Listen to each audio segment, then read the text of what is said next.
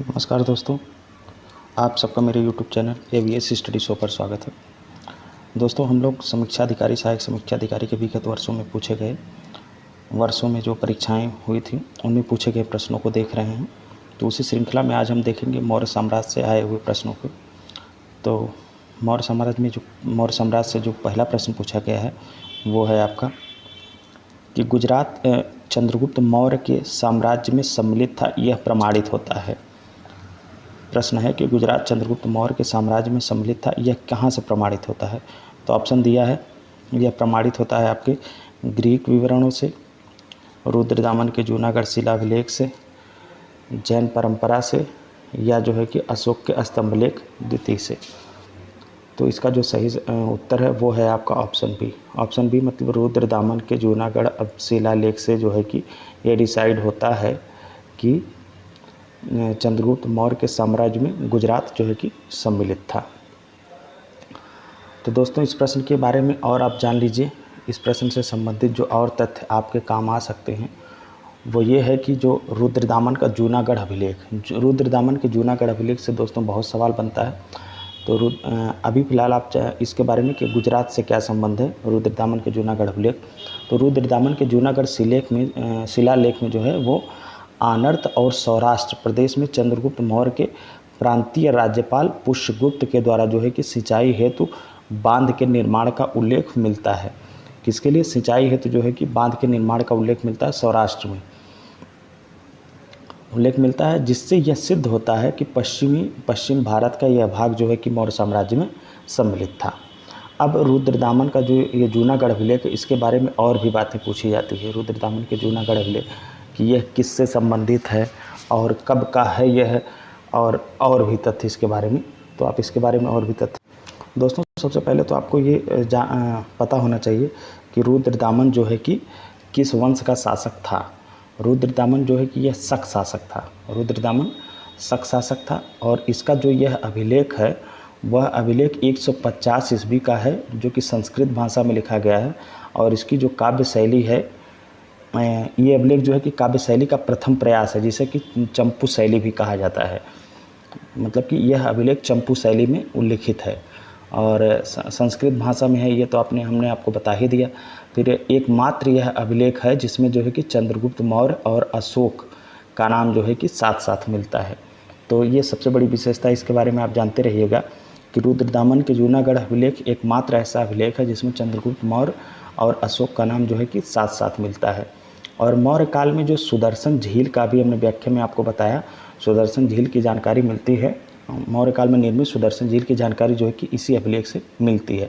अब देखिए, सुदर्शन झील के बारे में आपको थोड़ा सा पता होना चाहिए कि सुदर्शन झील से संबंधित बहुत से शासकों का नाम रहा है और उनके राज्यपाल कि किस शासक ने अपने किस राज्यपाल के माध्यम से सुदर्शन झील से संबंधित क्या काम करवाया था।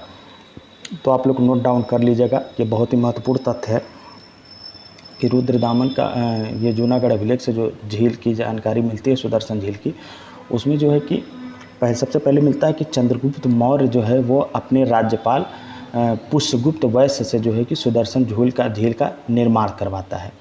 चंद्रगुप्त मौर्य अपने राज्यपाल पुष्यगुप्त वैश्य के माध्यम से सुदर्शन झील का निर्माण कराता है। फिर उसके बाद इस झील से संबंधित अशोक क्या काम करता है वो जानिए। शासक हैं अशोक, वो काम करवाते हैं ये किसके माध्यम से, अपने राज्यपाल तुषास्प। वहाँ पे चंद्रगुप्त मौर्य के राज्यपाल थे पुष्यगुप्त वैश्य और यहाँ पे अशोक के राज्यपाल हैं तुषास्प। ये जो है कि झील का पुनर्निर्माण करवाते हैं और जो है कि इस झील के थ्रू जो है कि नहरें निकलवाते हैं। अब रुद्रदामन इस झील से संबंधित क्या काम करवाते हैं। रुद्रदामन अपने राज्यपाल सुविशाख के द्वारा जो है कि बांध का निर्माण करवाते हैं। इस झील के अगल बगल बांध का निर्माण करवाते हैं। फिर स्कंदगुप्त क्या करवाते हैं, स्कंदगुप्त के जो पर्णदत्त व उसका पुत्र चक्रपाली जो है कि ये करवाते हैं। राज्यपाल रहते हैं इनके स्कंदगुप्त के पर्णदत्त और उनके पुत्र जो है कि चक्रपाली। ये जो है कि बांध का जो पुनर्निर्माण करवाए रहते हैं रुद्रदामन अपने राज्यपाल सुविशाख के द्वारा। उस बांध का जो है कि स्कंदगुप्त पुनर्निर्माण करवाते हैं और विष्णु की मूर्ति जो है कि यहाँ पे स्थापित करवाते हैं। तो इतना सुदर्शन झील से संबंधित तथ्य आपको जो है कि जानना चाहिए कि सुदर्शन झील के से संबंधित कौन से शासक ने अपने किस राज्यपाल के माध्यम से क्या कार्य करवाया था। तो और रुद्रदामन के जूनागढ़ अभिलेख से जो है कि इसके बारे में सबसे पहले जानकारी मिलती है, सुदर्शन झील के निर्माण की जानकारी मिलती है। और रुद्रदामन का जूनागढ़ अभिलेख 150 ईस्वी का है, संस्कृत भाषा में है, काव्य शैली में लिखा गया है। शक शासक का यह अभिलेख है जो है कि, और इसी अभिलेख में सबसे पहले चंद्रगुप्त मौर्य और अशोक का नाम जो है कि साथ साथ मिलता है। तो इस देखा आपने, इस एक सवाल के माध्यम से आपको जो है कि इतने सारे तथ्य जो है जानने को मिले। चलिए अब आगे बढ़ते हैं। अब है इस सीरीज में अगला सवाल है कि उत्तराखंड में सम्राट अशोक के शिलालेखों की एक प्रति कहाँ मिली थी। ऑप्शन है नैनीताल, पौड़ी, टिहरी और कालसी। तो इसका सही जो उत्तर है वो है आपका कालसी। कालसी से जो है कि सम्राट अशोक के शिलालेखों की एक प्रति जो है कि मिलती है उत्तराखंड में कालसी जगह से। तो इस प्रश्न के व्याख्या में कुछ ज़्यादा जानकारी लायक चीज़ें नहीं है, क्योंकि ये उत्तराखंड स्पेशल से पूछा गया है, तो ये उत्तर प्रदेश के एग्जाम के हिसाब से उतना महत्वपूर्ण नहीं है। और सम्राट अशोक के संदर्भ में बस इतना जानते रहिएगा कि सम्राट अशोक के शिलालेख उत्तराखंड में मिलता है तो वो कालसी से मिलता है। अब अगला सवाल है कि टालेमी फिलाडेल्फस तुर्मै जिसके साथ अशोक के राजनय संबंध थे, कहाँ का शासक था। तो ये साइरोन का था या मिस्र का था या मकदूनिया का था या सीरिया का था। तो टालेमी फिलाडेल्फस जो है वो जिससे अशोक के राजनय संबंध थे वो मिस्र का शासक था।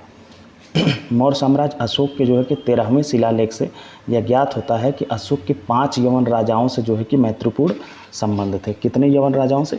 5 यवन राजाओं से अशोक के जो है कि मैत्रीपूर्ण संबंध थे।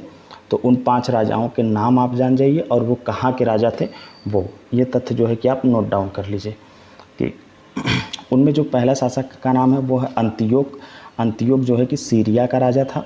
और दूसरा तुर्मै या जिसे टॉलेमी फिलाडेल्फस कहा जाता है वो मिस्र का राजा था। और अंतियोक को जो है कि एंटियोकस द्वितीय थियोस भी कहा जाता है। फिर उसके बाद तीसरा शासक है अंतिकिनी। तुर्मै मिस्र का राजा था और अंतिकिनी जो है, ये जो तीसरे शासक का नाम हम बता रहे हैं अंतिकिनी, इसे एंटीगोनस या एंटीगोनस गोनातास भी से कहा जाता है। ये मकदूनिया का राजा था। और मग जो है ये साइरिन का शासक था।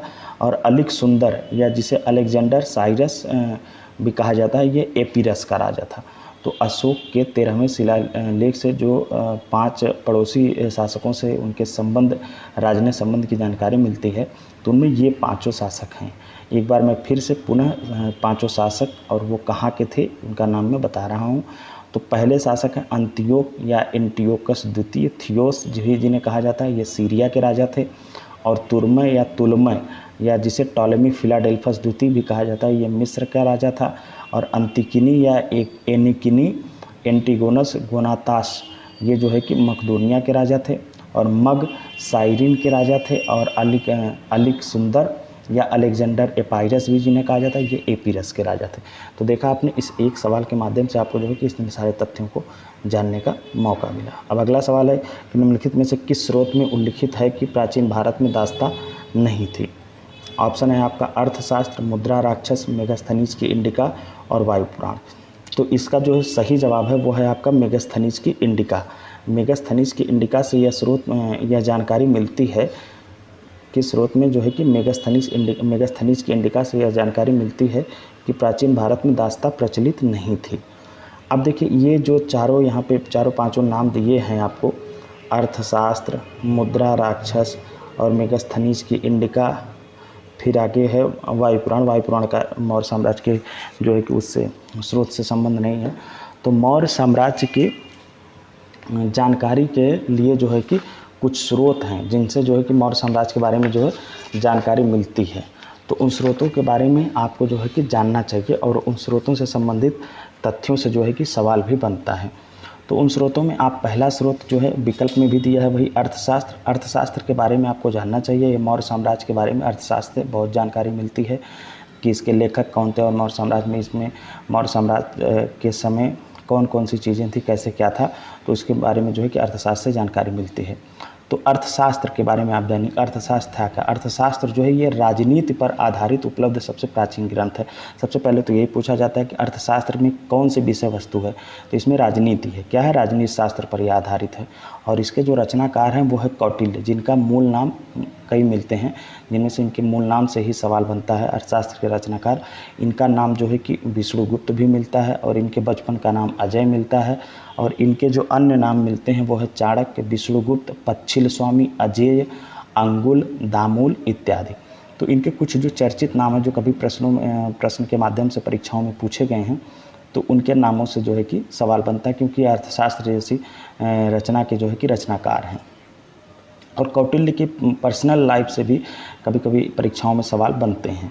तो कौटिल्य के बारे में थोड़ा बहुत जानकारी रखना जरूरी है कि कौटिल्य जो है कि तक्षशिला विश्वविद्यालय में आचार्य थे, और वहीं पे क्या थे ये, वहीं पे इन्होंने जो है कि चंद्रगुप्त मौर्य को, जो बहुत प्रभावशाली शासक बनते हैं आगे चल के मौर्य साम्राज्य में, मौर्य साम्राज्य के संस्थापक भी जिन्हें माना जाता है, ये बहुत जो है कि महान शासक जो है कि बनते हैं, और माना जाता है कि इन्होंने ही उन्हें प्रशिक्षित किया था।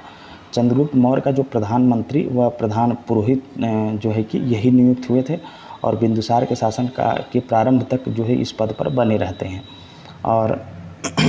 और इसी के शासनकाल में, मतलब बिंदुसार के शासनकाल में, ये चाणक्य जो रहते हैं ये संन्यास ले लेते हैं। राजनीति से जो है कि संन्यास लेकर वन में तपस्या करते हुए अंतिम समय इन्होंने व्यतीत किया था। कौटिल्य की तुलना जो है कि ये मैकियावली से की जाती है। एक पाश्चात्य विचारक है मैकियावली, उनसे जो है कि कौटिल्य की तुलना की जाती है। और 1915 में जो है कि साम शास्त्री के प्रयासों से अर्थशास्त्र का अंग्रेजी में अनुवाद किया गया था। अर्थशास्त्र जैसी जो महान रचना है, जिसके रचनाकार माने जाते हैं चाणक्य, साम शास्त्री एक अनुवादक थे, जिनके प्रयास से जो है कि 1915 में इसका अनुवाद किया गया था। तो इतनी जानकारी जो है कि आपको अर्थशास्त्र के बारे में मिली। और अर्थशास्त्र के कभी कभी अधिकरण वगैरह से भी पूछ लेता है, तो उसके बारे में अर्थशास्त्र में जो कि 15 अधिकरण हैं, और 180 प्रकरण हैं, और 600 श्लोक हैं। और 5वें अधिकरण को ही जो है कि योग वृत्ति की संज्ञा दी गई है, और 6वें अधिकरण को जो है कि मंडल योनि की संज्ञा दी गई है। और राज्य का जो सप्तांग सिद्धांत है उसका विवरण जो है कि इसी 6वें अधिकरण में मिलता है। राज्य के सप्तांग सिद्धांत के अंतर्गत क्या क्या इसके सप्तांग हैं राज्य के, वो पूछा जाता है, तो वो भी आप नोट कर लीजिए। राज्य के सप्तांग में क्या क्या आता है, तो पहला आता है आपका राजा, फिर अमात्य, फिर जनपद, फिर दुर्ग, फिर कोष, फिर दंड और मित्र। तो राज्य के जो सप्तांग विचारधारा में राज्य के 7 अंग बताए गए हैं, वो यही हैं। पहला राजा, दूसरा अमात्य, तीसरा जनपद, और चौथा दुर्ग, फिर 5वां कोष, फिर 6वां दंड, फिर 7वां जो है कि मित्र। तो इस एक तथ्य अर्थशास्त्र से जितने सवाल बन सकते हैं या पिछली परीक्षाओं में बने हैं, वो सारे संबंधित तथ्य जो है कि हमने आपको बताया। अब थोड़ी सी जानकारी आप इंडिका के भी बारे में ले लीजिए कि ये जो इंडिका है ये क्या है। तो आप जानते हैं कि इंडिका के रचनाकार जो है कि मेगास्थनीज हैं। मेगास्थनीज जो है कि ये यूनानी राजदूत थे। यह 304 बीसी में सेलुकस के राजदूत के रूप में जो है कि पाटलिपुत्र स्थित चंद्रगुप्त मौर्य के दरबार में आए थे मेगास्थनीज, और 299 बीसी में जो है कि ये वापस गए थे। 304 ईसा पूर्व में आए थे और 299 ईसा पूर्व में ये जो है कि गए थे। लगभग 5-6 वर्ष ही भारत में रहे थे। और मेगास्थनीज द्वारा जो रचित है इंडिका, इसकी मूल प्रति अभी उपलब्ध नहीं है, लेकिन विभिन्न पश्चिमी लेखकों से जो इसके अंश मिलते हैं, तो उसके थ्रू जो है कि इसके बारे में जानकारी या इसके बारे में जो चीज़ें बताई गई हैं इंडिका में, उनसे जो है कि पता चलता है। अब जो एक और इसमें विकल्प स्रोत के तौर पर दिया है, जैसे मौर्य साम्राज्य के स्रोत के बारे में, मौर्य साम्राज्य से संबंधित बहुत सारी जानकारियाँ उससे मिलती हैं। मौर्य साम्राज्य का प्रमुख स्रोत है वो मुद्रा राक्षस। तो मुद्रा राक्षस जो है कि इसकी रचना विशाखदत्त के द्वारा की गई है। यह संस्कृत का एक नाटक है। इसमें जो है कि कौटिल्य की कूटनीतिक चालों का सबसे अच्छा विवरण मिलता है। और चंद्रगुप्त मौर्य को वृषल अर्थात कुलहीन उत्पन्न जो है कि बताया गया है इसमें मुद्रा राक्षस में। और ढूंढीराज द्वारा जो है कि मुद्रा राक्षस पर टीका लिखी गई है। तो ये सवाल आपको जो है कि पूछे जाते हैं कि मुद्रा राक्षस के पर जो है कि किसके द्वारा टीका लिखी गई है। मुद्रा राक्षस पर ढूंढीराज के द्वारा टीका लिखी गई। मुद्रा राक्षस में जो है कि चंद्रगुप्त मौर्य को किस नाम से संबोधित किया गया है, वृषल अर्थात कुलहीन, मतलब कि इनका कोई कुल नहीं था। और ये मुद्रा राक्षस किसकी रचना है? विशाखदत्त की रचना। यह संस्कृत में लिखा एक नाटक है। ये जो है कि इतने मौर्य साम्राज्य से संबंधित स्रोत हैं जहाँ से मौर्य साम्राज्य के बारे में जानकारियाँ मिलती हैं, और जो ऑप्शन में दिए थे उनके बारे में हमने आपको बताया।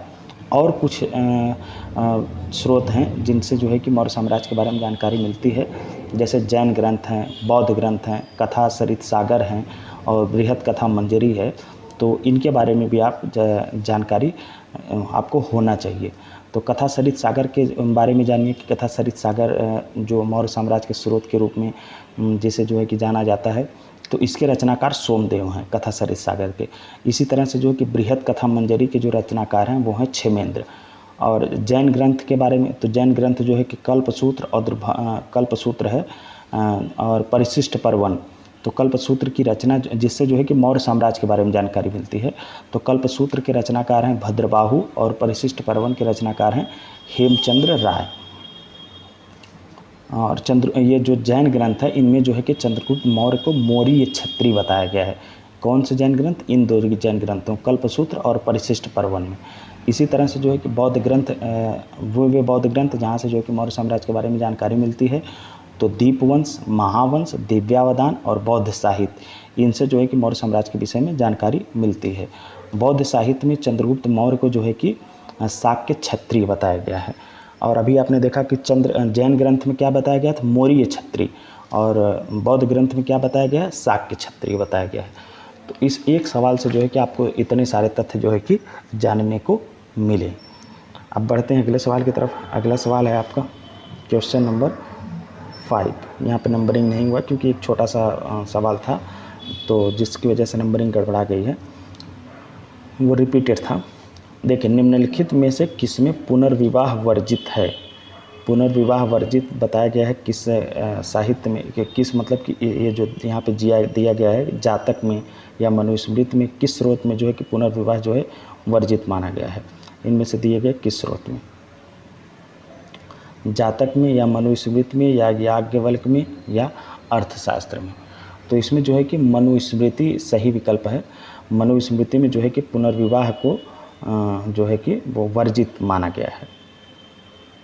मनुस्मृति में कहा गया है कि जो व्यक्ति विधुर हो जाएगा, अर्थात जिसकी पत्नी जो है कि मृत्यु हो जाएगी, वो पुनर्विवाह कर सकता है। लेकिन अगर कोई स्त्री है जिसका पति मर जाता है, अर्थात वह विधवा हो जाती है, तो उसके लिए पुनर्विवाह का प्रावधान मनुस्मृति में नहीं था।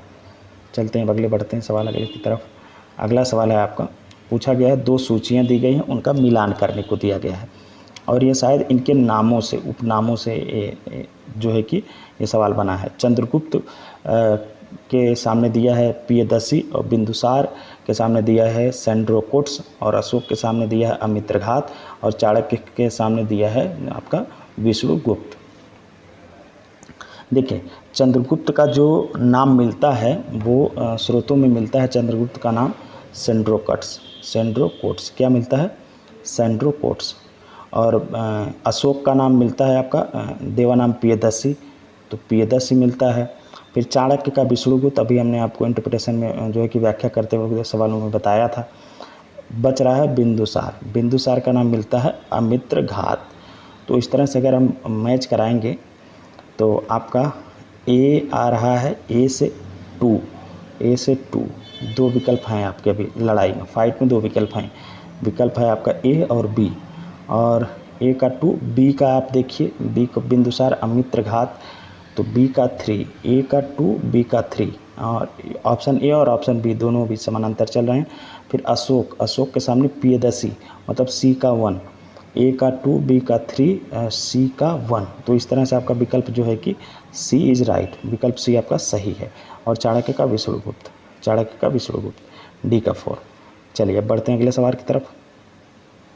पूछा है कि ईसवी सन के पूर्व की कुछ शताब्दियों में निम्नलिखित में से किन शासकों ने गिरनार क्षेत्र में जल संसाधन व्यवस्था की ओर ध्यान दिया? अब देखिए, ये सवाल वही हम आपको अभी व्याख्या में बता चुके हैं। सुदर्शन झील जो रुद्रदामन के जूनागढ़ अभिलेख से जिसके बारे में जानकारी मिलती है, उसी से संबंधित पूछा है। लेकिन जो लाइन हमने अंडरलाइन किया है, ये आपकी एग्ज़ाम के लिए बहुत डिसाइडिंग है। ईस्वी सन के पूर्व की कुछ शताब्दियों में निम्नलिखित में से किन शासकों ने गिरनार क्षेत्र में जल संसाधन व्यवस्था की ओर ध्यान दिया। अब आप देखेंगे तो सुदर्शन झील डायरेक्ट जो है कि सुदर्शन झील से ही सवाल पूछा है कि सुदर्शन झील से किस किस शासक से संबंध है। अशोक से जो है या चंद्रगुप्त मौर्य से, रुद्रदामन से, महापद्मनंद से, या एक से अधिक से पूछा है। तो इसमें से किससे संबंध है आपका। तो वैसे आप देखेंगे तो महापद्मनंद का तो कहीं पे जिक्र नहीं है। अभी हमने आपको बताया था चंद्रगुप्त मौर्य का था ही, क्योंकि चंद्रगुप्त मौर्य के जो शासक वो राज्यपाल थे जिनका नाम था पुष्यगुप्त वैश्य, इन्होंने तो झील का निर्माण ही करवाया था। और अशोक जो हैं, अशोक के जो राज्यपाल थे जिनका नाम था तुषास्प, इन्होंने झील का पुनर्निर्माण करवा करके नहर निकलवाई थी। और रुद्रदामन जो थे, रुद्रदामन के राज्यपाल सुविशाख, इन्होंने जो इस पर जो है कि बांध का पुनर्निर्माण कराया था। क्या कराया था इन्होंने जो है कि बांध का पुनर्निर्माण कराया था। लेकिन जब आप और गहराई में जाकर के देखेंगे और सवाल को पढ़ेंगे तो दिया है कि ईस्वी सन के पूर्व की कुछ शताब्दियों में। देखिए सवाल तो भाई सहायक समीक्षाधिकारी का है, तो इतना आसान तो पूछेगा नहीं। तो इसमें ये जो चीज़ दिया है ईस्वी सन के पूर्व की कुछ शताब्दियों में, तो ये जो 3 लोगों का संबंध इसमें दर्शा रहा है गिरनार क्षेत्र में जो है कि जल संसाधन व्यवस्था से। वैसे तो संबंध चंद्रगुप्त मौर्य, अशोक और रुद्रदामन तीनों से है, लेकिन इस लाइन को जोड़ देने की वजह से, ऊपर की ये जो लाइन जोड़ दिया है कि ईस्वी सन के पूर्व की कुछ शताब्दियों में, तो इसके वजह से आपका जो संबंध अगर हम यहाँ पे देखेंगे गिरनार क्षेत्र में जल संसाधन व्यवस्था से, तो केवल चंद्रगुप्त मौर्य और अशोक से निकल के आएगा। क्योंकि रुद्रदामन से जो इसका संबंध है वो ईस्वी सन के कुछ शताब्दियों के बाद है, पूर्व नहीं। इनका संबंध जो है कि ईस्वी सन के बाद से मिलता है गिरनार क्षेत्र में जो जल संसाधन व्यवस्था थी। तो रुद्रदामन का संबंध गिरनार क्षेत्र के ईस्वी सन के कुछ समय बाद मिलता है, जबकि ईस्वी सन के पूर्व की कुछ शताब्दियों में पूछा तो पूर्व की कुछ शताब्दियों में केवल चंद्रगुप्त मौर्य और अशोक से ही संबंध है। तो इस तरह से विकल्प आपका बी सही हो जाएगा, केवल 2 और 3rd। अगर कोई बहुत गहराई से इसको नहीं समझेगा, देखेगा नहीं, या गहराई से इसको अध्ययन नहीं किया रहेगा सुदर्शन झील के बारे में, तो वो केवल मार्क क्या आता है आपका 2, 3 और 4, क्योंकि वो उसे लगता है कि रुद्रदामन का भी संबंध है सुदर्शन झील से। लेकिन ये यहाँ पे सवाल के नेचर के हिसाब से संबंध नो डाउट है, लेकिन सवाल में जो चीज़ मांगा है उस हिसाब से, उसकी मांग के हिसाब से केवल ऑप्शन बी सही होगा, डी नहीं सही होगा। मतलब रुद्रदामन का संबंध ईस्वी सन के कुछ समय बाद है, इसमें ईस्वी सन के कुछ समय के पूर्व ही पूछा है, तो इस वजह से आपका ऑप्शन बी सही होगा। इस झील से, मतलब कि सुदर्शन झील से जो रुद्रदामन का संबंध है वो 2री शताब्दी में है, जबकि पूछा है इसमें सवाल में पूछा है कि ईस्वी सन के पूर्व की कुछ शताब्दियों में। तो इस वजह से ऑप्शन ये रुद्रदामन का संबंध सही नहीं माना जाएगा और बी सही सवाल होगा। बी इसका जो है कि सही उत्तर होगा, मतलब 2रे और 3रे, मतलब चंद्रगुप्त मौर्य और अशोक का ही संबंध होगा। अब चलिए बढ़ते हैं अगले सवाल की तरफ। अगला सवाल है आपका कि चंद्रगुप्त मौर्य ने सेल्यूकस को किस वर्ष में जो है कि पराजित किया था। ऑप्शन है आपका 317 ईसा पूर्व में, 315 ईसा पूर्व में, 305 ईसा पूर्व में और 300 ईसा पूर्व में। तो चंद्रगुप्त मौर्य ने जो है कि सेल्यूकस को 305 ईसा पूर्व में पराजित किया था। मौर्य वंश के संस्थापक चंद्रगुप्त मौर्य ने जो है कि इन्हें माना जाता संस्थापक, इन्होंने सिकंदर के साम्राज्य के पूर्वी भाग का जो प्रशासक था सेल्यूकस की आक्रमणकारी सेना को लगभग 305 ईसा पूर्व में जो है कि ये पराजित किए थे। तो इस तरह से आज के सवाल इतने ही थे, लेकिन इनसे इतर और भी कुछ महत्वपूर्ण टॉपिक हैं, स्पेशली जो है कि मौर्य साम्राज्य से, जहाँ से बार बार सवाल बनता है और आगे भी बन सकता है, क्योंकि अब आजकल की परीक्षाओं में राजनीतिक इतिहास से सवाल बहुत कम बनते हैं, जहाँ पे प्रशासनिक मतलब उनकी प्रशासनिक संरचना शैली कैसी थी शासकों की, वहाँ की कला संस्कृति कैसी थी, या उस शासक या उस साम्राज्य के स्रोत से सवाल बनते हैं।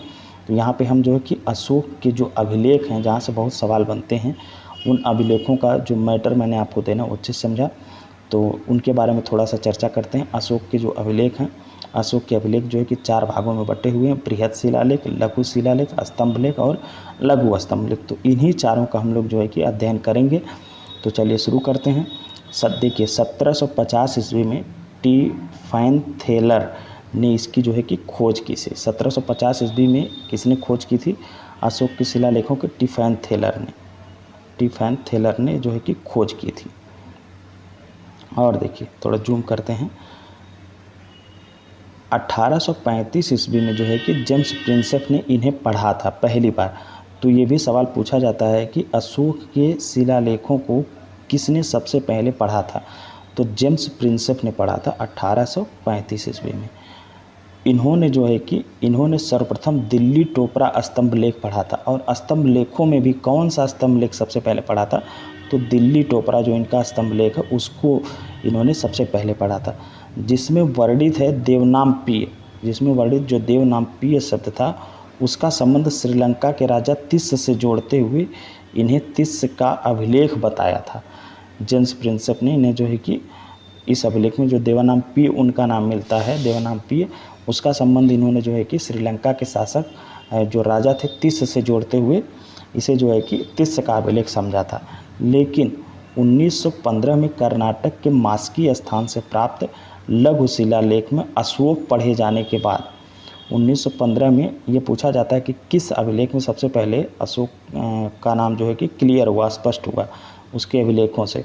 तो कर्नाटक के मास्की स्थान से जो प्राप्त लघु शिलालेख थे वहाँ से जो है कि अशोक के अभिलेख क्लियर हुए कि ये अशोक के अभिलेख हैं। अशोक मतलब कि उसके अभिलेखों में उसका नाम अशोक पढ़े जाना जो है कि स्पष्ट हो गया कि ये अशोक के अभिलेख हैं। अशोक के शिलालेखों के बारे में देखिए। अशोक के शिलालेख 4 भाग में है, बृहद शिलालेख, लघु शिलालेख, स्तंभ लेख और लघु स्तंभ लेख। तो सबसे पहले हम देखते हैं बृहद शिलालेख। अशोक के जो बृहद शिलालेख जहाँ से बहुत सवाल बनते हैं, तो अशोक के बृहद शिलालेख जो हैं ये 8 स्थानों से मिले हैं। देखिए पहला है जौगढ़, फिर दूसरा है धौली, तीसरा है कलसी, फिर चौथा है मनसेहरा। यही देखिए कलसी से सवाल बना था, उत्तराखंड कलसी। फिर चौथा है कि मनसेहरा, फिर 5वां है शहबाजगढ़ी, फिर 6वां है गिरनार, फिर 7वां है सोपारा, फिर 8वां है एर्रगुड़ी। तो अशोक के जो बृहद शिलालेख मिले हैं वो इन्हीं 8 स्थानों से जो है कि मिलते हैं। कहाँ से? इन्हीं 8 स्थानों से। तो इन 8 स्थानों का एग्जैक्ट लोकेशन प्रेजेंट टाइम में कहाँ है, यहाँ से सवाल बनता है। तो अशोक का जो जौगढ़ बृहद शिलालेख है ये गंजाम जिला उड़ीसा, कहाँ? जौगढ़ शिलालेख गंजाम जिला उड़ीसा में जो है कि है। फिर धौली शिलालेख जो है वो पुरी जिला उड़ीसा में। तो उड़ीसा से दो कौन कौन? जौगढ़ और धौली। जौगढ़ गंजाम जिला में है और धौली जो है ये पुरी जिला में है। अब आगे बढ़ते हैं। आगे है कलसी बृहद शिलालेख जो है ये देहरादून उत्तरांचल। मनसेहरा जो है पाकिस्तान से जो है कि 2 मिले हैं इनके। ये भी पूछा जाता है कि अशोक के कौन से 2 बृहद शिलालेख पाकिस्तान से मिलते हैं? तो मनसेहरा हजारा जिला पाकिस्तान और शहबाजगढ़ी पेशावर जिला पाकिस्तान। फिर जो है आपका गिरनार है, गिरनार बृहद शिलालेख सौराष्ट्र गुजरात से मिलता है। फिर सोपारा ये महाराष्ट्र में है, थाना जिला महाराष्ट्र से।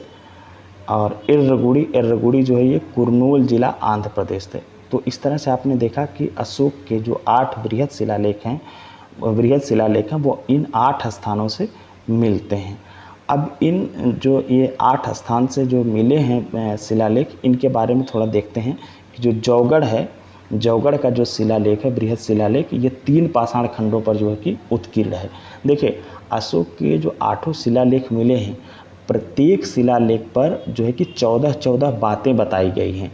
तो इसमें कन्फ्यूजन मत होइएगा कि 8 का संबंध क्या है और 14 का। मतलब कि ये जो जौगढ़ शिलालेख है, इस जौगढ़ शिलालेख में गंजाम जिला उड़ीसा में जो है इसमें जो है एक शिलालेख होगा जिसमें कितनी बातें लिखी गई होंगी? 14। अशोक ने मतलब 14 बातें लिखवाई। फिर उसी तरह से धौली जो है यहाँ पे भी जो कि 14। तो ऐसे सब जगह पे जो है कि 14 बातें लिखवाई गई हैं उसके बृहद शिलालेख हैं। अब देखते हैं कि जौगढ़ का जो शिलालेख है बृहद शिलालेख इसे जो है कि 3 पाषाण खंडों में बांटा गया है। तो जो पहला खंड है उसमें जो है कि 1 से लेकर के 5 मतलब उसके पहली बात से लेकर के 5वीं बात तक मिलता है। और जो दूसरा खंड है उसमें 6वें से लेकर के 10वां और 14वां, कौन कौन, छठवें से लेकर के मतलब छठवां, उसकी छठवीं बात, 7वीं बात, 8वीं, 9वीं और 10वीं। फिर उसके बाद 11वीं, 12वीं, 13वीं, ये इसका जिक्र नहीं है, ये गायब है, डायरेक्ट 14वां है। फिर जो तीसरा खंड है जौगड़ बृहद शिलालेख का, ये तीसरा खंड है, यहाँ पे इसे जो है कि 2 पृथक कलिंग शिलालेख, इसमें जो है कि 2 पृथक कलिंग शिलालेख का जिक्र है। अभी आपको आगे हम बताएंगे कि 2 पृथक कलिंग शिलालेख में क्या बातें कही गई हैं। अभी फ़िलहाल आप जानिए कि जो जौगढ़ स्थान से अशोक का बृहद शिलालेख मिला है वो 3 पाषाण खंडों में विभाजित है, और उन 3 में जो पहला पाषाण खंड है उसमें पहले से लेकर के 5वीं तक का निर्देश है, फिर दूसरे में 6वीं से लेकर के 10वां और 14वां, फिर तीसरा जो है उसमें 2 बृहद कलिंग शिलालेख जो है, जो बृहद कलिंग शिलालेख जो 2 हैं उनका जो है कि जिक्र है, 2 पृथक कलिंग शिलालेख का जिक्र है।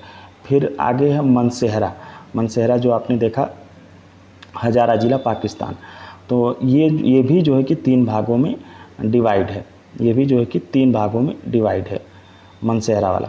मनसेहरा जो है कि मनसेहरा 3 पाषाण खंडों में उत्कीर्ण है। इसमें जो है कि पहले खंड में इसके पहली बात से लेकर के मतलब पहले निर्देश से लेकर के 8वां आदेश, पहले आदेश से लेकर के 8वां आदेश है। फिर दूसरा खंड जो है उसमें 9वीं से लेकर के 12वां है। फिर जो तीसरा है उसमें 13वां और 14वीं बात जो है कि कही गई है। तो आपने देखा कि जौगढ़ वाला भी 3 पाषाण खंडों में डिवाइड है, मनसेहरा वाला भी 3 पाषाण खंडों में डिवाइड है, और 3 पाषाण खंडों में जो डिवाइड है तीनों में अलग अलग कहाँ से कहाँ तक के निर्देश कहे गए हैं। इसी तरह से अब चलिए आगे बढ़ते हैं। उम्मीद करता हूँ कि आप लोगों को समझ में आ रहा होगा। देखिए उड़ीसा राज्य में जो जौगढ़ है तथा धौली है, यहाँ से मूल 11वां, 12वां एवं 13वां लेख नहीं मिलते हैं। कौन कौन, 11वां, 12वां और 13वां। उड़ीसा राज्य में जो जौगढ़ और धौली से अशोक के शिलालेख मिले हैं उनमें जो है कि 11वां, 12वां और 13वां लेख जो है नहीं मिलता है, बल्कि इनकी जगह पर 2 पृथक कलिंग शिलालेख मिलते हैं। तो ये सवाल पूछा जाता है कि अशोक के किस बृहद शिलालेख में जो है कि 11वां, 12वां और 13वां लेख नहीं मिलता है, बल्कि उसकी जगह पर 2 पृथक कलिंग शिलालेख मिलते हैं। तो उड़ीसा राज्य में अवस्थित जो आपका जौगढ़ स्थान है वो और धौली, इन 2 जगहों पर जो अशोक के बृहद शिलालेख हैं वहाँ उन शिलालेखों पर 11वां, 12वां और 13वां लेख का जिक्र नहीं है, बल्कि इनकी जगह पर 2 पृथक कलिंग शिलालेखों का जिक्र है। अब देखिए शहबाजगढ़ी में, शहबाजगढ़ी जो आपका ये भी पाकिस्तान में ही है। देखिए शहबाजगढ़ी पेशावर ज़िला पाकिस्तान, तो शहबाजगढ़ी से जो है कि 12वां लेख नहीं मिलता है। शहबाजगढ़ी में कौन सा लेख नहीं मिलता है, 12वां लेख नहीं मिलता है। इस प्रकार देखिए इस प्रकार जौगढ़, धौली तथा शहबाजगढ़ी को छोड़कर शेष 5 स्तंभ, 8 है ही हैं, शेष 5 स्थानों पर जो है कि शेष 5 स्थानों से सभी 14 बृहद शिलालेख क्रमशः उत्कीर्ण पाए गए हैं। तो अब देखिए यहाँ से सवाल कैसे बनेगा, सवाल इस तरह से बनेगा कि अशोक के किन 3 स्थान, कौन से 3 स्थान हैं जहाँ के बृहद शिलालेख पर 14 के 14 लेख नहीं मिलते हैं। तो वो हैं आपके जौगढ़, धौली और शहबाजगढ़ी। तो जौगढ़ और धौली में कौन कौन से लेखों का जिक्र नहीं है, जौगढ़ और धौली में 11वां लेख, 12वां लेख, 13वां लेख का जिक्र नहीं है, जबकि शहबाजगढ़ी में कौन से लेख का जिक्र नहीं है, शहबाजगढ़ी में 12वें लेख का जिक्र नहीं है। उड़ीसा राज्य में जो जौगढ़ और धौली बृहद शिलालेख है वहाँ पे जो 11वां, 12वां और 13वां लेख नहीं है, उसकी जगह पर 2 बृहद कलिंग शिलालेखों का जिक्र है। आशा करता हूँ कि ये इतनी बातें जो अब तक हमने आपसे चर्चा की हैं वो समझ में आई होंगी। नहीं आई होंगी आप हमें कमेंट में बताइएगा कि कहाँ पे कौन सी बात समझ में नहीं आई। अगले वीडियो में मैं ज़रूर उस बात को आपको समझाने की पूरी कोशिश करूँगा। अब देखिए पृथक कलिंग शिलालेख जो आपके उड़ीसा के गंजाम, उड़ीसा के जौगढ़ और धौली से में जिक्र है जिनका। इस पृथक कलिंग शिलालेख के बारे में देखते हैं कि पृथक कलिंग शिलालेख में जो है कि 2 लेख हैं। पहले लेख में ये बताया गया है कि अशोक ने अपनी प्रजा को संतान की मूर्ति बताया है। और दूसरे लेख में बताया गया है कि अशोक सीमावर्ती अविभाजित जातियों को निश्चिंत करते हुए कहा है कि वे सम्राट से डरे नहीं बल्कि उस पर विश्वास करें, वे सम्राट से सुख ही प्राप्त करेंगे, दुख नहीं। देखिए कितनी लोकतांत्रिक बातें अशोक उस समय किया करते थे, इसीलिए अशोक को महान सम्राट अशोक कहा जाता है। पृथक कलिंग शिलालेख में दो बातों या दो लेखों के बारे में उन्होंने जिक्र किया है। उन्होंने अपने पृथक कलिंग शिलालेख के पहले लेख में कहा है कि अशोक ने अपनी प्रजा को संतान की भांति बताया है। पहले पृथक कलिंग शिलालेख में वो बताते हैं कि जो प्रजा है ये हमारे संतान की तरह है, और दूसरे पृथक कलिंग शिलालेख में वो बताते हैं कि हमारे पड़ोसी जो राज्य हैं, जो अविभाजित जातियाँ हैं, वो हमसे निश्चिंत होकर के रहें। और वे कहते हैं कि हमसे डरने की ज़रूरत नहीं है बल्कि वे हम पे विश्वास करें, हमसे उन्हें सुख ही मिलेगा, दुख नहीं मिलेगा। तो इस तरह से हमने देखा कि अशोक के जो बृहद शिलालेख हैं जो 8 स्थानों से मिले हैं, उन 8 स्थानों में से प्रत्येक बृहद शिलालेख पर 14-14 लेख उत्कीर्ण हैं। कौन से ऐसे ऐसे अभिलेख हैं, जगह के अभिलेख, जहाँ पे 14 अभिलेख नहीं उत्कीर्ण हैं? तो वो आपका जौगढ़ है, धौली है और शाहबाजगढ़ ही है। जौगढ़ में जो है कि 11वां, 12वां और 13वां लेख नहीं है, धौली में भी 11वां, 12वां और 13वां लेख नहीं है, और शाहबाजगढ़ी में जो है कि 12वां लेख नहीं है। और पृथक कलिंग शिलालेख है आपका धौली में और जौगढ़ में। तो पृथक कलिंग शिलालेख में कितने लेख हैं? 2 हैं।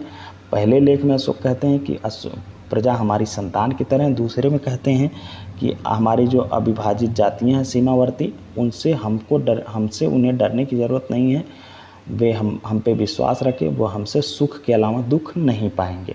अब देखिए 14 जो बृहद शिलालेख हैं अशोक के, उनमें जो 8 स्थानों पे जो पाए गए हैं, इन 8 स्थानों पे जो बृहद शिलालेख है उनमें जो 14 लेख का वर्णन है, वो 14 लेख क्या हैं? जैसे अभी आपने देखा कलिंग के पृथक कलिंग शिलालेख में 2 लेख थे, तो उसी तरह से और जो आठों स्थान पर जो बृहद शिलालेख हैं उनमें सब में 14-14 बातें कही गई हैं, जबकि मुख्यतः 5 में ही केवल 14 बातें हैं, 3 में तो नहीं हैं, लेकिन और बाकी हैं बातें हैं, और बाकी सब केवल जौगढ़ और धौली में 11वां, 12वां और 13वीं का लेख छोड़ करके, और शाहबाजगढ़ी में 12वां लेख छोड़ करके बाकी सारे लेख वहाँ पे भी हैं। तो देखिए ये 14 जो लेख हैं वो क्या हैं? अशोक अपने पहले लेख में, मतलब कि बृहद शिलालेख में अपने जो 14 लेख उन्होंने उत्कीर्ण करवाए हैं, उन 14 लेखों में से पहले लेख में अशोक कहते हैं, अशोक जो है कि पशुवध पर रोक लगाते हैं और उत्सवों और समारोहों पर प्रतिबंध लगाते हैं। एक एक लेख में क्या क्या बातें बताई गई हैं, वहाँ से सवाल बनते हैं हर प्रतियोगी परीक्षा में, और बहुत ही महत्वपूर्ण बनते हैं। जिस तरह से हम बता रहे हैं, अगर इस तरह से आपने समझ लिया तो आपके यहाँ से बनने वाले कोई भी सवाल, आशा करता हूँ, कभी भी किसी भी परीक्षा में गलत नहीं होंगे। तो देखिए 14 बृहद शिलालेख में जो 14 लेख उन्होंने उत्कीर्ण करवाए हैं, उनमें से पहला लेख है ये कि वो कहते हैं कि पशुवध पर रोक होगी और उत्सवों और समारोहों पर क्या होगा? प्रतिबंध होगा। और दूसरा लेख वो जो कहते हैं वो ये है कि सीमावर्ती शक्तियों, और उनमें विधिवत जिक्र है। कौन कौन? चेर, सत्यपुत्र, पांड्य, चोल तथा ताम्रपर्णी, मतलब श्रीलंका। इन्होंने जो है कि अपनी सीमावर्ती शक्तियों का उल्लेख किया है, और इन राज्यों में मानव तथा पशुओं की चिकित्सा के प्रबंधन की जानकारी दी गई है।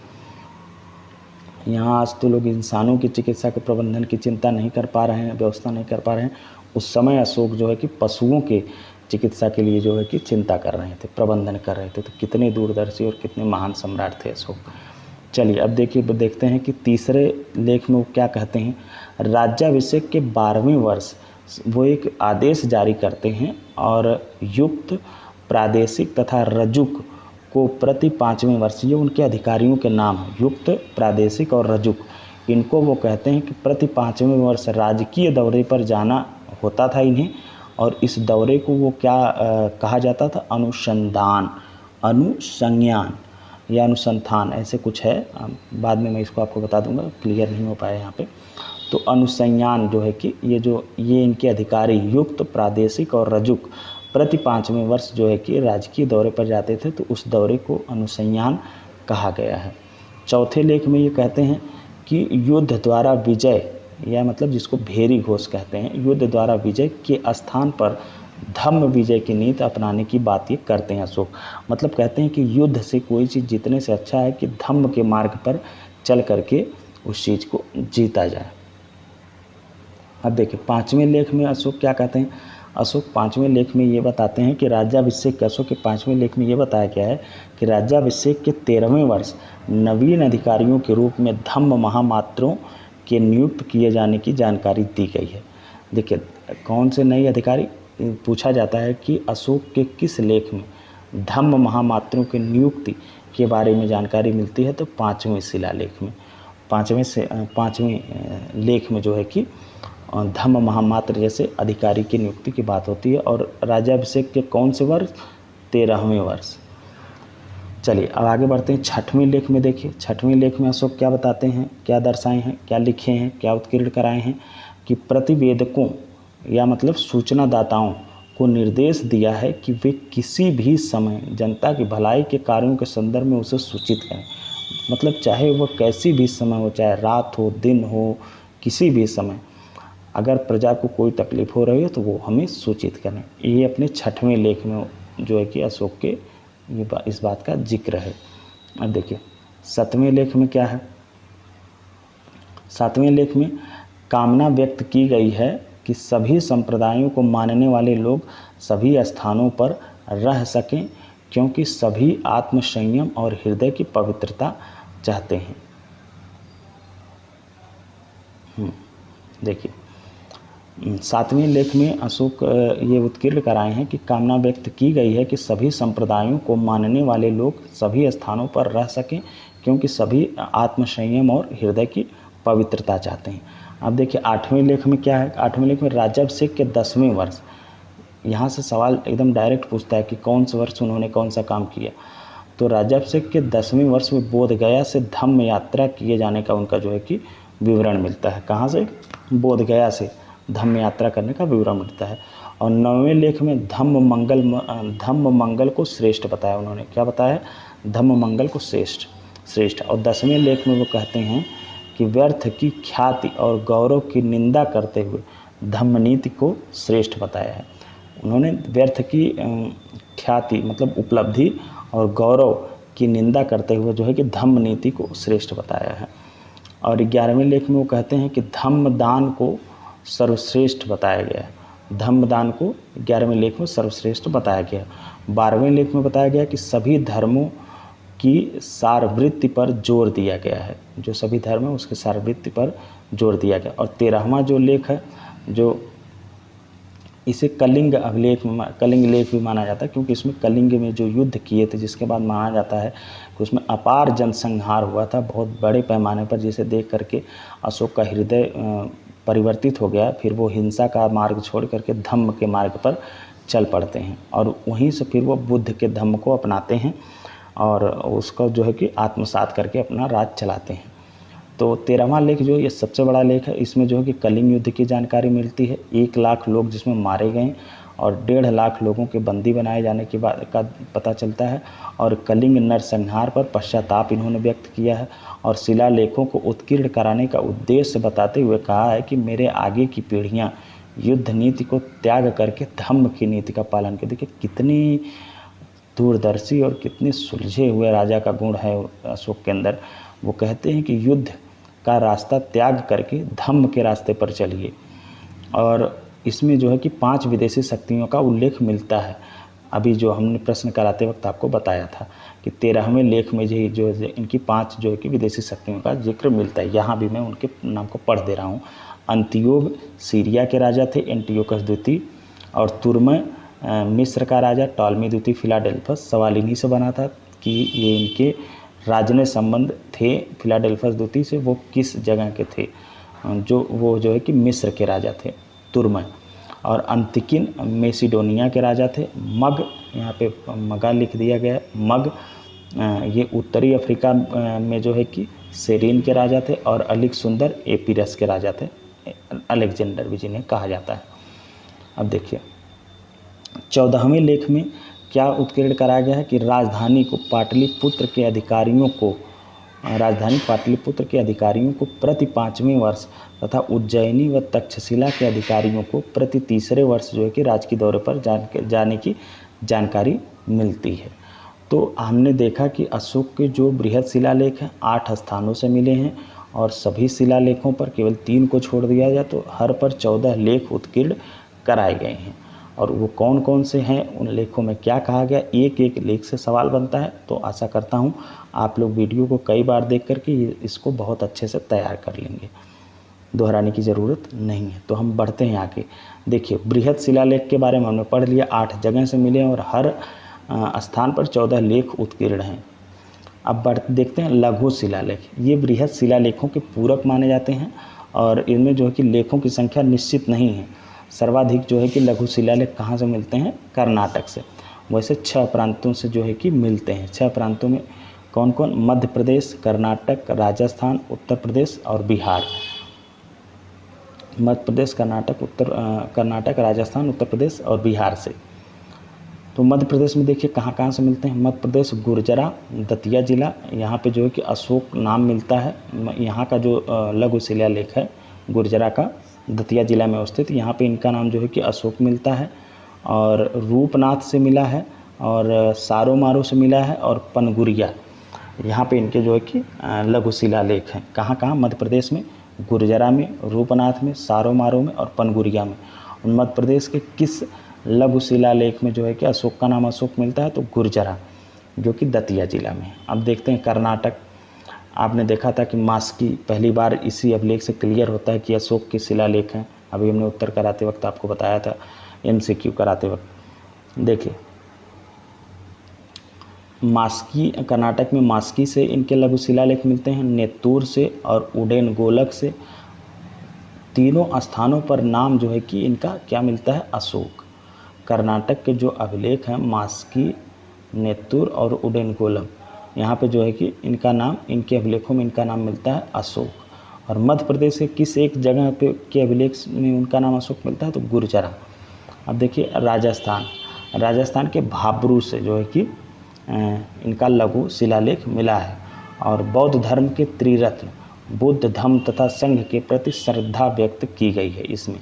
भाबरू शिलालेख, लघु शिलालेख में जो है कि राजस्थान के भाबरू लघु शिलालेख में बौद्ध धर्म के त्रिरत्न जो है बुद्ध, धम्म तथा संघ के प्रति श्रद्धा प्रकट की गई है। और स्वयं को मगध का सम्राट बताते हैं अशोक। इसमें जो है कि भाबरू लघु शिलालेख में सम्राट अशोक जो है कि स्वयं को मगध का सम्राट बताते हैं। उत्तर प्रदेश में अहरौरा नामक स्थान मिर्ज़ापुर से जो है कि इनका लघु शिलालेख मिलता है। उत्तर प्रदेश स्पेशल के हिसाब से बड़ा ही महत्वपूर्ण हो जाता है। अब बिहार में जो है कि बिहार में सहसाराम से मिला है।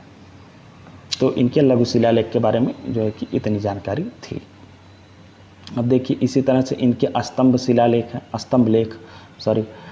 लेख अशोक के।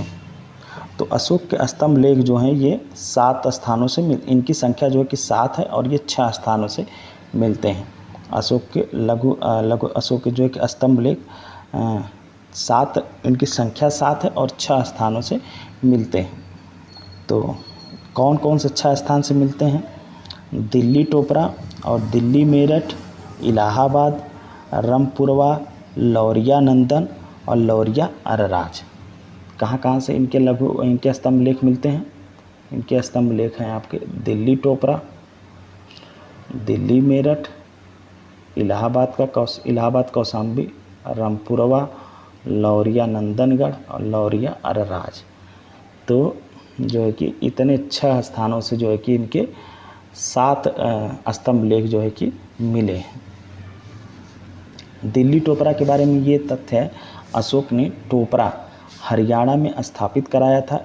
इसे जो है कि जिसे फिरोज शाह तुगलक के समय जो है कि दिल्ली लाया गया था, तो इसीलिए दिल्ली टोपरा कह दिया जाता है इसे।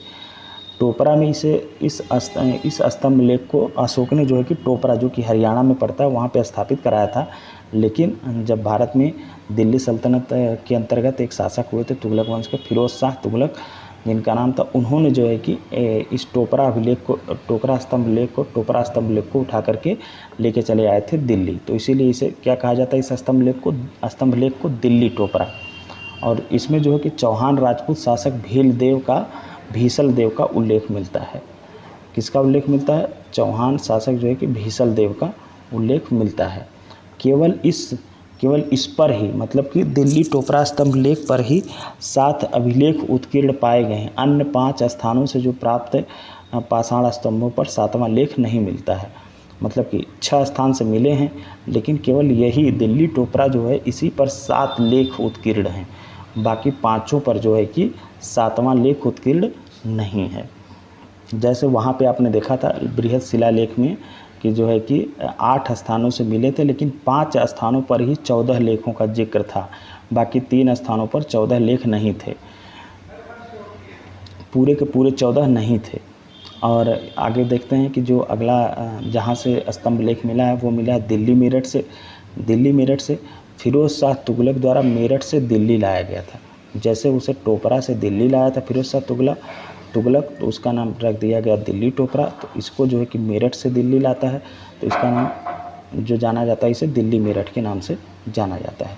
इसी तरह से इलाहाबाद कौशाम्बी जो स्तंभ लेख है, अकबर के समय, देखिए इलाहाबाद कौशाम्बी जो है ये अकबर के समय जहांगीर के द्वारा कौशाम्बी से इलाहाबाद लाया गया था। इसी वजह से इसे जो है कि इलाहाबाद कौशाम्बी लेख स्तंभ लेख कहते हैं। इसी पर जो है कि समुद्रगुप्त की प्रयाग प्रशस्ति का उत्कीर्णन जो है कि मिलता है। इसी अभिलेख पर जो है कि समुद्रगुप्त की प्रयाग प्रशस्ति उत्कीर्ण की गई है। उत्कीर्ण मिलने के साथ साथ बीरबल जहांगीर का लेख भी उत्कीर्ण मिलता है। तो ये पूछा जाता है कि किस स्तंभ लेख पर जो है कि समुद्रगुप्त की प्रयाग प्रशस्ति का उल्लेख मिलता है, तो इलाहाबाद कौशाम्बी। और इसे कौन लाया था? अकबर के समय जहांगीर द्वारा जो है कि इसे जो, जिसका नाम सलीम भी था, अकबर के समय जहांगीर के द्वारा इसे इलाहाबाद से कौशाम्बी से इलाहाबाद लाया गया था। और इसी इलाहाबाद कौशाम्बी लेख पर, स्तंभ लेख पर ही जो है कि बीरबल जहांगीर का लेख भी उत्कीर्ण है। अब जो अगला स्थान जहाँ पे स्तंभ लेख मिलता है या है, वह है रामपुरवा, चंपारण बिहार से ये जो है कि प्राप्त हुआ है, और लौरिया नंदन से और लौरिया अरराज से। तो इस तरह से हमने देख लिया अशोक के जो है कि स्तंभ लेख। अब देखिए अशोक के 7 स्तंभ लेख में जो है कि जैसे वहाँ पे 14 लेख थे, वैसे यहाँ पे जो अशोक के स्तंभ लेख हैं जो 6 जगह से प्राप्त हुए हैं। जैसे बृहद शिलालेख था तो उस पर जो है कि 14 लेख उत्कीर्ण थे। ये स्तंभ लेख है तो इस पर जो है कि 6 जगह से मिले हैं, और प्रत्येक 6 जगहों पर जो है कि 6 जो है कि वो 7 लेख जो है कि मिलते हैं। लेकिन देखिए अभी दिल्ली टोपरा में बताया गया है कि केवल इसी मतलब कि देखिए केवल इसी पर जो है कि 7 अभिलेख उत्कीर्ण पाए गए हैं। अन्य 5 स्थानों से प्राप्त स्तंभ लेखों पर 7वां लेख जो है कि नहीं मिलता है। मतलब कि दिल्ली टोपरा जो स्तंभ लेख है इसी पर जो है कि 7 लेख मिलते हैं, और बाकी यहाँ पर भी जो है कि 7वां लेख नहीं मिलता है, और इस स्तंभ लेख पर भी जो है कि 7वां लेख नहीं मिलता है, इस पर भी 7वां लेख नहीं मिलता। मतलब प्रत्येक पर 6 ही मिलते हैं। यहाँ पर भी 6 लेख मिलेंगे, यहाँ पर भी 6 लेख ही मिलेंगे, यहाँ पर भी 6 ही लेख मिलेंगे, यहाँ पर भी 6 ही लेख, और यहाँ पर भी 6 ही लेख मिलेंगे। मतलब कि जो स्तंभ लेख 6 स्थानों पर से हैं अवस्थित, उनमें से केवल दिल्ली टोपरा स्तंभ लेख में ही 7 लेखों का जिक्र है। आशा करता हूँ कि इस टेक्निकल बात को आप आसानी से समझ गए होंगे। अब देखिए ये जो 7 लेख हैं, उन 7 लेखों के बारे में हम देखते हैं कि वो 7 लेख हैं कौन। देखिए प्रथम लेख में क्या बताया गया है या क्या जिक्र है कि राज्याभिषेक के 26 वर्ष बाद इन लेखों के उत्कीर्ण किए जाने की जानकारी मिलती है। अशोक के राज्याभिषेक के जो है कि 26 वर्ष बाद इन लेखों को उत्कीर्ण किए जाने की जानकारी मिलती है। धर्म से घोर अनुराग और पाप से घृणा करनी चाहिए, इस लेख पर बताया गया है। इस लेख में बताया गया है कि धर्म से घोर अनुराग मतलब कि अपार प्रेम, और पाप से जो है कि क्या करनी चाहिए, घृणा करनी चाहिए। अब आगे देखते हैं क्या जिक्र है। ऐसा करने वाला लोक और परलोक में सुख प्राप्त करता है। मतलब कि जो धर्म से घोर अनुराग करेगा और पाप से घृणा करेगा तो ये जो है कि लोक और परलोक में जो है इसे सुख की प्राप्ति हो गया ऐसे व्यक्ति को। अब देखिए अगर दूसरे स्तंभ लेख में क्या है कि अशोक स्वयं से प्रश्न किया है, दूसरे स्तंभ लेख में अशोक स्वयं से प्रश्न किया है कि धम्म क्या है। इसका उत्तर देते हुए धम्म को परिभाषित भी किया है। तो ये पूछा जाता है कि अशोक ने अपनी किस स्तंभ लेख में, अशोक ने अपने स्तंभ लेख के किस लेख में जो है कि धम्म, खुद से सवाल करते हुए पूछा है कि धम्म क्या है और उसकी जो है कि परिभाषा भी दिया है। देखिए 7वें स्तंभ लेख में भी धम्म की परिभाषा मिलती है। ये दूसरा तो है ही, इसके अलावा जो है कि 7वां भी आगे ही पढ़ेंगे, उसमें भी जो है कि धम्म की परिभाषा मिलती है। अब देखते हैं तीसरे स्तंभ लेख में। तीसरे स्तंभ लेख में जो है कि आत्मनिरीक्षण को महत्वपूर्ण बताया है और आसीनव अर्थात पाप की ओर ले जाने वाले क्रोध, घमंड, क्रूरता, निष्ठुरता का उल्लेख यह जो है कि करता है। देखते हैं चौथे, इसी तरह देखते हैं चौथे स्तंभ लेख में क्या है। चौथे स्तंभ लेख में अशोक अपने राज्याभिषेक के 26 वर्ष बाद संपूर्ण न्यायिक जिम्मेदारी रजुक नामक अधिकारियों को सौंपकर ठीक वैसे निश्चिंत हो गया है जैसे कोई माँ अपनी संतान को धाय माँ को सौंपकर निश्चिंत हो जाती है। ये सवाल बहुत बनता है कि अशोक के किस स्तंभ लेख में ये जिक्र है और अपने राज्याभिषेक के कौन से वर्ष बाद जो है कि वह संपूर्ण न्यायिक जिम्मेदारी रजुक नामक अधिकारी पर जो है कि सौंप कर कहता है कि अब मैं उसी तरह से निश्चिंत हो गया हूँ जैसे कोई माँ अपनी संतान को धाय माँ को सौंप कर निश्चिंत हो जाती। धाय माँ मतलब वही जो बच्चे की परवरिश देख रेख करने के लिए बड़े बड़े घरों में रखी जाती हैं। तो उनको जैसे अपनी धाय माँ के भरोसे छोड़ कर के लोग जो वर्किंग हस्बैंड वाइफ होते हैं वो ड्यूटी चले जाते हैं, निश्चिंत रहते हैं कि हमारा बच्चा को कुछ नहीं होगा। उसी तरह से चौथे स्तंभ लेख में अशोक कहता है अपने राज्याभिषेक के 26 वर्ष बाद कि संपूर्ण न्यायिक जिम्मेदारी वह रजुक को सौंपकर, रजुक नामक अधिकारी को सौंपकर चला जाता है, अधिकारी को सौंपकर निश्चिंत हो जाता है और कहता है कि अब मैं उसी तरह से निश्चिंत हूँ जैसे एक धाय माँ को दे करके कोई माँ अपनी बच्चे को धाय माँ को दे करके निश्चिंत हो जाती है। अब देखिए 5वें स्तंभ लेख में क्या है। 5वें स्तंभ लेख में पशु पक्षियों के वध निषेध की जानकारी मिलने के साथ साथ कैदियों को रिहा किए जाने का उल्लेख मिलता है। क्या पशु पक्षियों के वध को जो है कि प्रतिबंधित कर दिया जाता है और कैदियों को जो है कि रिहा किए जाने का उल्लेख मिलता है 5वें स्तंभ लेख में। इसी तरह देखते हैं अब 6वें स्तंभ लेख में। 6वें स्तंभ लेख में क्या है। 6वें स्तंभ लेख में अशोक ने स्वयं द्वारा प्रत्येक धर्म एवं संप्रदाय का आदर किए जाने का विवरण दिया है। अशोक देखिए कितने सहिष्णु राजा थे कि वो प्रत्येक धर्म और संप्रदाय को जो है कि आदर करने की बात करते हैं। इसका विवरण जो है कि 6वें स्तंभ लेख में मिला है। 7वां स्तंभ लेख जो है कि अशोक के कार्यकाल की अंतिम राजकीय घोषणा जाना जाता है। 7वां स्तंभ जो लेख है वो अशोक के कार्यकाल की अंतिम राजकीय घोषणा जाना जाता है। विदेशी शक्तियों में ताम्रपर्णी का उल्लेख मिलता है। स्वयं के जन कल्याणकारी कार्यों का भी उल्लेख मिलता है। तो ये पूछा जा सकता है कि अशोक के कार्यकाल का अंतिम राजकीय घोषणा पत्र किस लेख में मिलता है। अंतिम राजकीय घोषणा पत्र की जानकारी किस लेख से मिलती है, तो 7वें स्तंभ लेख से मिलती है। तो चलिए अब हमने बृहद शिलालेख देख लिया और लघु शिलालेख भी हम लोगों ने देख लिया, स्तंभ लेख भी देख लिया। अब चौथा जो है इसके बाद फिर कोई नहीं है, फिर लघु स्तंभ लेख। चौथा लेख जो है लघु स्तंभ लेख, इसके बारे में देखते हैं। बस थोड़ा सा और रह गया है, आज का क्लास थोड़ा बड़ा हो जा रहा है। देखिए लघु स्तंभ लेख। लघु स्तंभ लेख को जो है कि पूरक स्तंभ लेखों के पूरक के रूप में इसे जाना जाता है। किसके? स्तंभ लेखों के पूरक के रूप में।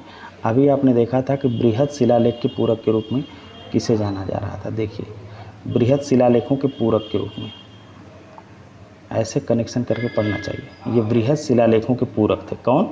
लघु शिलालेख। तो इसी तरह से स्तंभ शिलालेखों का जो पूरक है वो कौन है? लघु स्तंभ लेख। लघु स्तंभ लेख जो है ये स्तंभ लेखों के पूरक के रूप में जाने जाते हैं। इनमें लेखों की संख्या निश्चित नहीं है। इनमें भी जो है कि लेखों की संख्या निश्चित नहीं है। जैसे लघु, देखिए बृहद शिलालेखों के जो पूरक थे, बृहद शिलालेखों के जो पूरक थे लघु शिलालेख, देखिए इनमें भी जो है कि लेखों की संख्या निश्चित नहीं है। और उसी तरह से जो है कि स्तंभ लेखों के जो पूरक हैं लघु स्तंभ लेख, इनमें भी देखिए जो है कि लेखों की संख्या निश्चित नहीं है। ये 5 स्थानों से मिलते हैं। लघु स्तंभ कितने स्थानों से मिलते हैं? 5 स्थानों से। कौन कौन स्थान? सांची जो कि रायसेन जिला एमपी में पड़ता है वहाँ से, और सारनाथ वाराणसी उत्तर प्रदेश से, कौशाम्बी उत्तर प्रदेश से, और रुम्मीनदेई नेपाल की तराई से। यहाँ से देखिए सवाल बौद्ध धर्म के बारे में पूछा गया था। बौद्ध धर्म के सवाल के किस अभिलेख से मौर्य साम्राज्य के किस अभिलेख से ये जानकारी मिलती है कि शाक्य मुनि बुद्ध का जन्म जो है कि लुम्बिनी में हुआ था? तो इसी रुम्मीनदेई अभिलेख से। कहाँ से? रुम्मीनदेई अभिलेख से। अब 5वां है निगलीवा लघु स्तंभ लेख। अब देखते हैं कि इन लघु स्तंभ लेखों से संबंधित क्या क्या तथ्य हैं जो हमारी प्रतियोगी परीक्षा की हैसियत से। तो देखिए ये जो सांची है और सारनाथ है, दोनों लघु स्तंभ लेखों में अशोक ने बौद्ध धर्म में उत्पन्न मतभेदों को दूर करने का आदेश अधिकारियों को दिया है। हमने देखिए कितनी खूबसूरती से नोट्स कंप्लीट किया बनाया है। अगर आप ऐसे ही अपना तैयार करेंगे तो बहुत सारे सवालों को जो है कि आप कनेक्ट करके तैयार कर पाएंगे। देखिए सांची और सारनाथ, इन दोनों लघु स्तंभ लेखों में अशोक ने बौद्ध धर्म में उत्पन्न मतभेदों को जो है कि दूर करने का आदेश अपने अधिकारियों को दिया है। आपको मालूम होगा कि अशोक जो है कि बौद्ध धर्म के बहुत सपोर्टर थे। बौद्ध धर्म को ये बहुत पालन करते थे बहुत गहराई से। कौशाम्बी देखते हैं, कौशाम्बी में जो मिला है आपका लघु स्तंभ लेख, इसमें क्या जिक्र है? रानी का अभिलेख कहते हैं इसे क्या कहते हैं? रानी का अभिलेख कहते हैं इसे, क्योंकि अशोक अपनी रानी कारुवाकी द्वारा बौद्ध संघ को दान दिए जाने का उल्लेख किया है। इसमें अशोक ने अपनी रानी कारुवाकी द्वारा बौद्ध संघ को कुछ चीज़ें वो दान किए थे, उसका उल्लेख इसमें मिलता है। तो इसे रानी का, आपसे पूछा जा सकता है कि अशोक के कौन से लघु स्तंभ लेख को रानी का अभिलेख कहते हैं? तो कौशाम्बी यूपी में जो है और उत्तर प्रदेश में है, तो इसलिए उत्तर प्रदेश विशेष के नज़रिए से भी ये बहुत महत्वपूर्ण हो जाता है। अब देखते हैं रुम्मीनदेई अभिलेख में क्या है कि राज्याभिषेक के 20वें वर्ष, देखिए राज्याभिषेक के 20वें वर्ष लुम्बिनी की यात्रा की थी अशोक ने, और लुम्बिनी गांव को बलि कर से मुक्त कर दिया और भाग अर्थात राजस्व घटाकर आधा कर दिया। बौद्ध धर्म से इतने प्रभावित थे कि बुद्ध की जन्मस्थली पर ये अपनी राज्याभिषेक के 20वें वर्ष यात्रा करते हैं और इतना प्रभावित होते हैं कि वो लुम्बिनी गांव को बलि कर, उस समय बलि कर हुआ करता था, उससे उस गांव को मुक्त कर देते हैं और भाग अर्थात जो राजस्व होता था उस राजस्व को घटा करके 1/8 कर देते हैं उस क्षेत्र के लिए, मतलब कि लुम्बिनी के लिए। तो रुम्मीनदेई अभिलेख में यह जानकारी मिलती है। अब देखिए निगलीवा लघु स्तंभ लेख से क्या जानकारी मिलती है कि 12वें वर्ष निगाली सागर की यात्रा पर गया था। अशोक जो है कि 12वें वर्ष निगाली सागर की यात्रा पर गए थे और कनक मुनि बुद्ध के स्तूप को संवर्धित कर दोगुना करवा दिया था। निगलीवा से ये जानकारी मिलती है, निगलीवा लघु स्तंभ लेख से, कि अपने राज्याभिषेक के जो कि 12वें वर्ष जाते हैं वहाँ और कनक मुनि बुद्ध के स्तूप को संवर्धित कर उसको जो है कि दोगुना करवा देते हैं, मतलब उसकी लंबाई बढ़वा करके जो है कि उनके स्तूप को दोगुना करवा देते हैं। तो ये आपका निगलीवा लघु स्तंभ लेख से यह जानकारी मिलती है। अब देखिए अशोक के शिलालेख में जो कुछ लिपियाँ और भाषाएं प्रयोग हुई हैं उनसे सवाल बनता है, तो हमने यहाँ पे कैटेगराइज करके आप लोगों को समझाने की कोशिश किया है। देखिए अशोक के शिलालेखों में प्रयुक्त लिपियाँ व भाषाएं, तो अशोक के अभिलेख में जो है कि 4 लिपियों का प्रयोग हुआ है। कौन कौन? ब्राह्मी लिपि, खरोष्ठी लिपि, ग्रीक लिपि और आरमाइक लिपि। कौन से 3 भाषाएं अशोक के अभिलेख में प्रयोग हुई? वो है प्राकृत भाषा, ग्रीक भाषा और आरमाइक भाषा। तो अशोक के शिलालेख में जो प्रयुक्त लिपियां हैं, अशोक के शिलालेख में प्रयुक्त लिपियां और भाषाओं, तो 4 लिपियां ब्राह्मी लिपि, खरोष्ठी लिपि, ग्रीक लिपि और आरमाइक लिपि, और जो 3 भाषाएं प्रयोग हुई हैं अशोक के अभिलेखों में शिलालेखों में वो हैं प्राकृत भाषा, ग्रीक भाषा और आरमाइक भाषा। अब देखिए वर्तमान भारत की सीमा के अंदरूनी क्षेत्रों से प्राप्त सभी अभिलेख, जो भारत की सीमा के अंदरूनी क्षेत्र हैं उन सभी अभिलेख, वो सभी अभिलेख जो हैं कि ब्राह्मी लिपि व प्राकृत भाषा में मिले हैं। तो ये आपसे पूछा जा सकता है कि वर्तमान भारत की सीमा के अंदरूनी क्षेत्रों से जो अशोक के प्राप्त अभिलेख हैं वो किस लिपि में है, तो ब्राह्मी लिपि में, और किस भाषा में है, तो प्राकृत भाषा में हैं। अफ़गानिस्तान में कंधार के निकट सर-ए-कुना, कहाँ से? अफ़गानिस्तान में कंधार के निकट सर-ए-कुना नामक स्थान से एक द्विलिपिक लेख, मतलब दो लिपियों में वो जो लेख लिखा गया है वो कौन से दो लिपियों में लिखा गया है? ग्रीक और आरमाइक लिपियों में जो है कि अंकित किया गया मिला है। अफ़गानिस्तान में कंधार के निकट सर-ए-कुना नामक स्थान से एक लेख मिला है जो कि दो लिपियों में लिखा गया है। कौन कौन सी दो लिपियों में? ग्रीक लिपि में और आरमाइक लिपि में जो है कि लिखा हुआ मिलता है। तो आज के क्लास में इतना ही। क्लास थोड़ी लंबी हो गई। आशा करता हूँ कि आपको वीडियो में बताई हुई सारी बातें बहुत महत्वपूर्ण लगी होंगी, और अगर अच्छी लगी होंगी तो कृपया चैनल को आप लोग सब्सक्राइब करिए और वीडियो को लाइक करिए। धन्यवाद।